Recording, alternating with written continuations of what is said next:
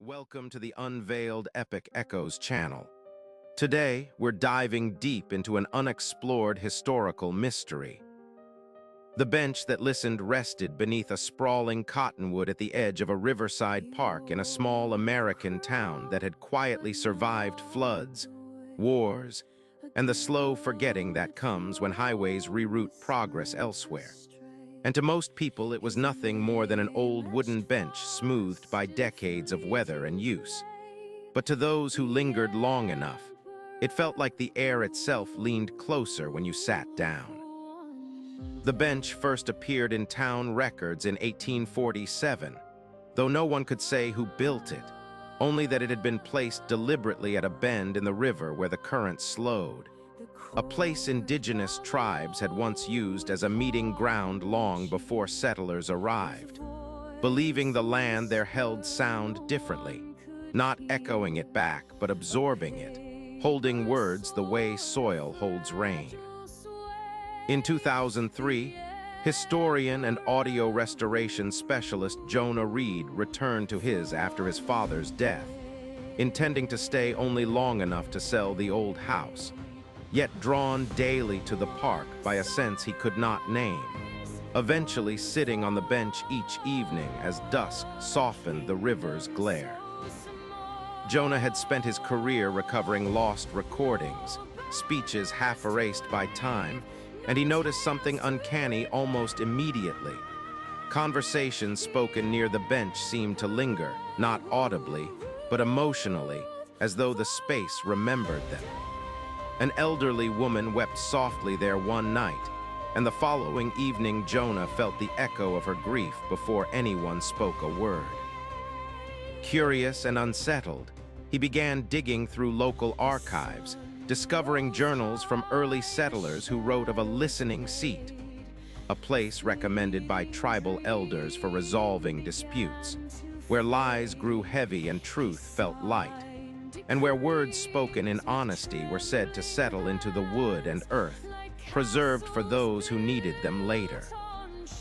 As Jonah's research deepened, so did his experiences. Fragments of voices brushed his awareness while he sat alone, not intrusive but gentle, like memories surfacing just before sleep. He learned that in the late 1800s, during a period of violent expansion and broken treaties, a council had been held at where leaders from both communities chose to store their unspoken truths in the land itself, believing future generations might one day be ready to hear them without repeating the same harm. The bench, built from cottonwood grown on that very spot, became the vessel, its rings aligned with the river's slow pulse, capable of holding not just sound, but intention. Jonah's turning point came when he brought specialized recording equipment to the bench one quiet night, more out of instinct than expectation, and played back the recording to find beneath the ambient noise a low harmonic pattern that matched no natural sound, but aligned eerily with ancient chants documented in anthropological records. As he listened, images surfaced in his mind unbidden. Hands clasped in fragile trust, promises made and broken, children watching history tilt before they could understand it. Overwhelmed, Jonah realized the bench was not simply listening.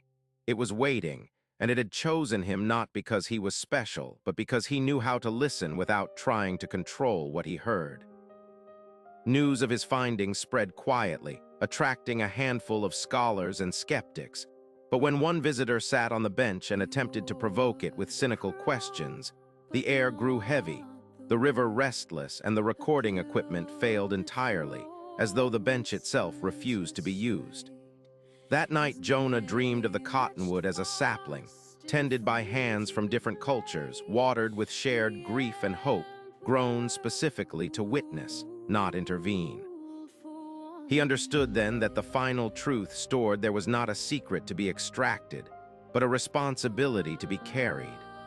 When a development proposal surfaced to modernize the park, threatening to remove the bench, Jonah spoke at the town meeting, not with data or recordings, but with a story so honest and unguarded that the room fell silent, each listener sensing something deeper than persuasion, and the proposal was withdrawn without a vote. In the years that followed, people continued to sit on the bench, unknowingly adding their joys and sorrows to its quiet archive. And Jonah eventually left town again, confident the bench no longer needed a guardian, only patience. Long after he was gone, visitors still paused there, feeling lighter when they stood up, unaware that the land had listened, had always listened, and would continue to do so until humanity learned that some of the most powerful histories are not written or spoken aloud, but felt, absorbed, and gently returned when the time is right. This mysterious journey ends here, but stay tuned for more untold stories in our next video. Subscribe to the channel and hit the bell icon so you don't miss any new stories. Thank you, and see you again.